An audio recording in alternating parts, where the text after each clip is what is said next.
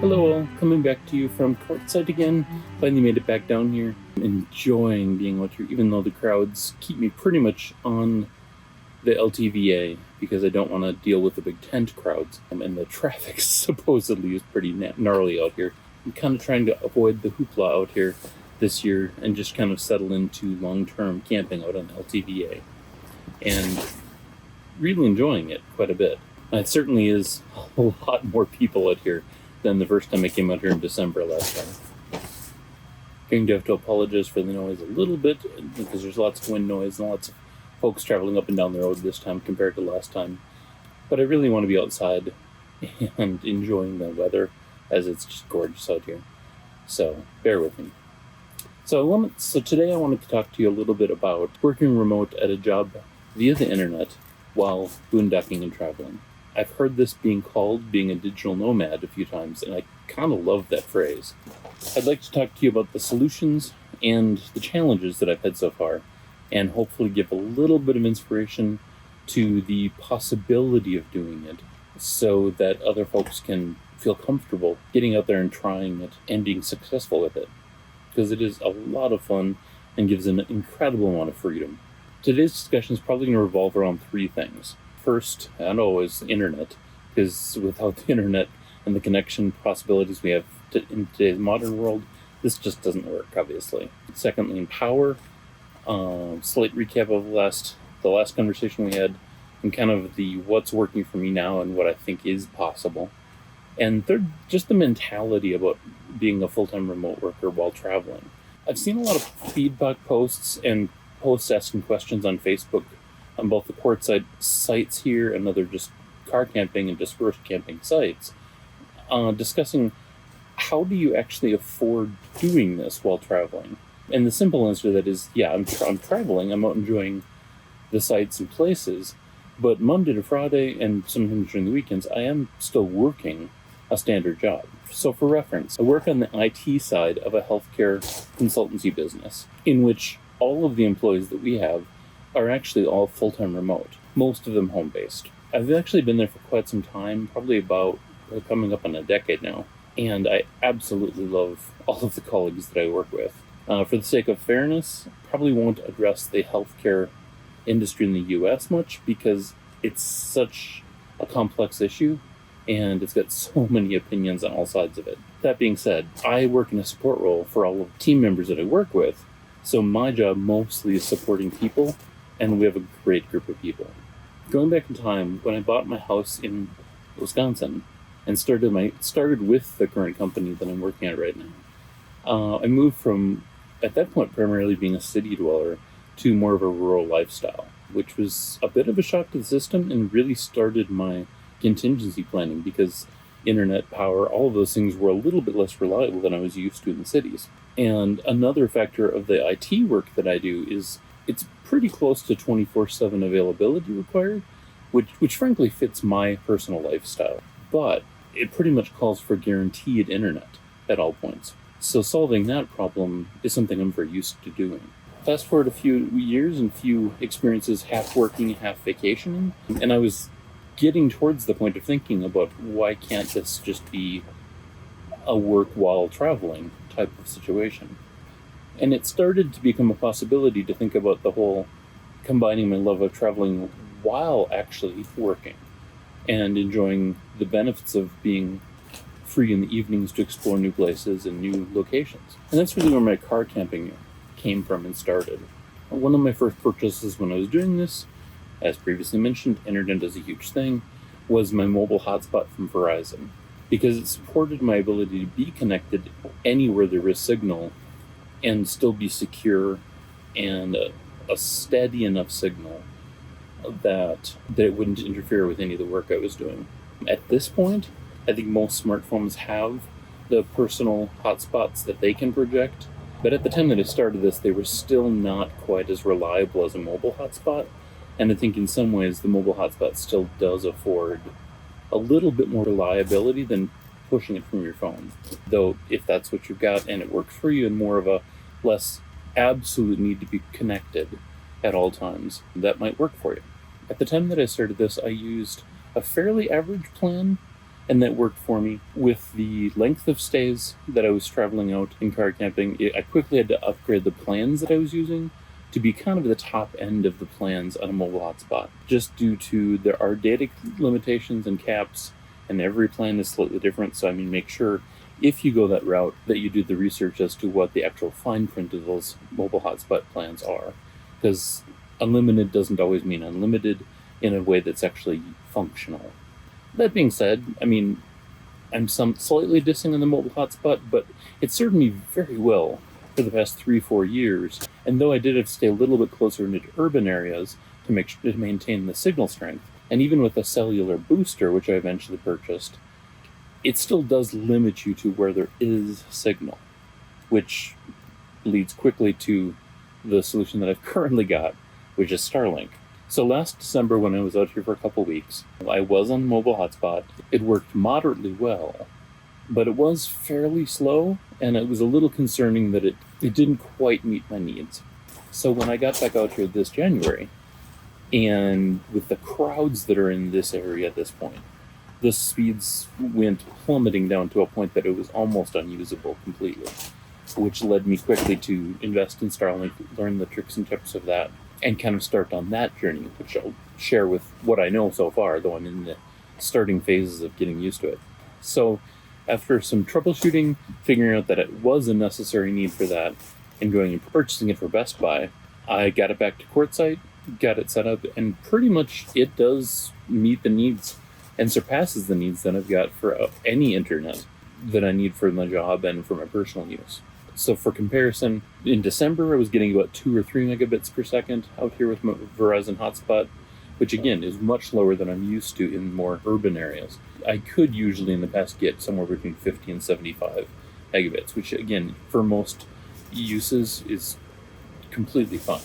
Out here in the LTVA, obviously it's out in Quartzsite, you're talking about a lot more dispersed nature of camping, so it's going to be lower speeds because the cell towers are so much farther away. But with StarLink here, as opposed to the 50 in a good urban area, the 2 or 3 I got last time, and the much less now, it seems to be averaging here approximately somewhere between 70 and 150 megabits per second.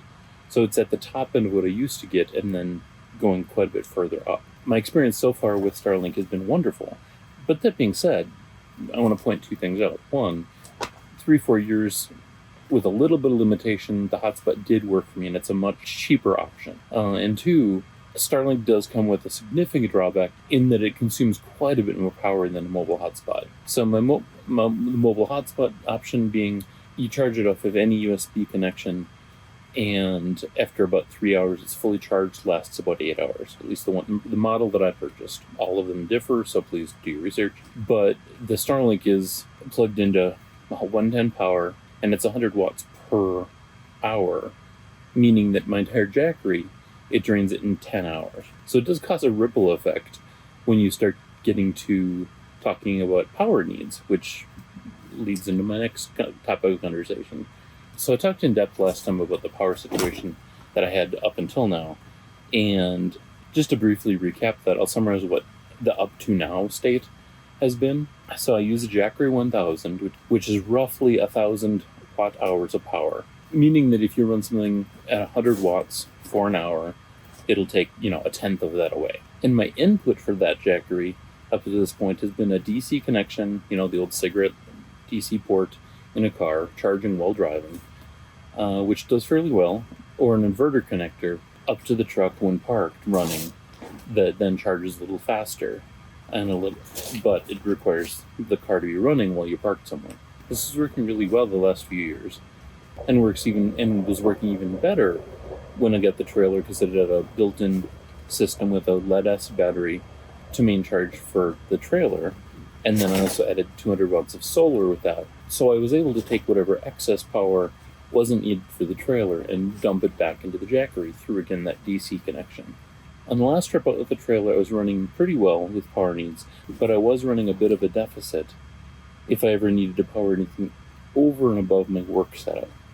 The power refill was accommodating for everything needed for work, but anything above that I was running into a negative that I'd have to reconnect the car and burn gas for that. Along comes the StarLink, and there pretty much is no way to do this, and with the current setup that I have, without any more solar that I can possibly almost carry to power the StarLink and my needs. So I did end up going with a small 1100 watt inverter gas generator, and this is working well at this point. It's obnoxious sound wise because I don't like running a generator. I much prefer to be on solar completely, but it's certainly a lot more efficient than running the truck engine and sapping energy off through the inverter system I used to have. As I'm learning the StarLink, as I'm learning other systems, I'm starting to actually get back to that excess of power that lets me run sometimes just with solar and still have the StarLink running during the day without the generator, which is very nice because it's much more quiet and just more peaceful. At the end of the day, every person has to balance their needs for power against what they're using it for, and so far the generator, until I can come up with a better solution, is probably going to be my answer for that for the foreseeable future, though I am probably looking at building a sound blocking box for the generator to minimize the sound pollution it outputs. And I can certainly see a time in the near future of adding on the lithium batteries to the trailer so that I have a bigger bucket, so to speak, of power that I can dump that generator into and therefore last longer without having to turn the generator back on. So that in our three-part discussion leaves the work mentality side. So because of the analytical work and the IT work that I'm currently doing, I've been part or full-time remote, probably going on 2 decades. My previous job had transitioned into a remote job far before the 2020 period in history where a lot of people discovered remote working out of necessity. Part of why I think remote working has worked for me as a general concept, and certainly as a travel concept, is firstly that I tend to work well with more fluid work situations, meaning I can always be available at any particular time, and I also don't mind working outside of standard business hours. And added to that is kind of my own the internal condition to remembering that being a remote worker doesn't mean you treat the work as a secondary or let the remote conditions interfere with still getting the remote work done. This making sure that the complications of remoteness don't interfere with work usually means testing things out before you leave the safety of a home base, with doing a lot of testing, making sure that things work perfectly in the best of situations so that there's less to troubleshoot when you're actually out on the road, and never falling into the trap of thinking that traveling equals vacation. Traveling is a location difference, and unless you're actually on a vacation, and please take vacations, recharge, all that good stuff, but never letting the aspect of traveling and remote interfere with the primary component of just getting what you need done and being available for whatever you need to be available for, depending on your work situation. Most of the time, in reality, this just boils down to planning ahead. When you stop in an evening, off hours time, just making sure the next day you have enough power for whatever power needs you have. You make sure you're in a spot that you have internet, and being willing to put the work needs above whatever you have planned to then change plans, get to somewhere that has either power or internet, and make sure you're set up for the next day. And also having the monetary and time flexibility to, if you have to, totally ditch out, get to an urban area, be in a motel so you can get power, internet, whichever those needs was lacking wherever you stopped, and be set up for the next day. Overall, because of the complexity of the subject, I'm not trying to say that this covers all the bases. I feel like there's so many details that I'm skipping that I'm certainly willing to answer if anybody asks questions in the comments or any more in-depth explanations of any aspect of what I'm talking about. And then sharing any tips, tricks, solutions that I've learned along the way that might be beneficial to you starting out on this adventure. At the bottom of this discussion, why I'm so interested in putting this subject out is that I feel that it's so attainable to work this way if it's something that you're looking to do. The technology that we have today makes this so much more of a possibility than it has been in the past. And anything I can share with folks that inspires them or enables them to feel that they could be successful doing this, I'm more than happy to do whatever I can to try to enable that. So, with that, I will talk to you next week, and be well.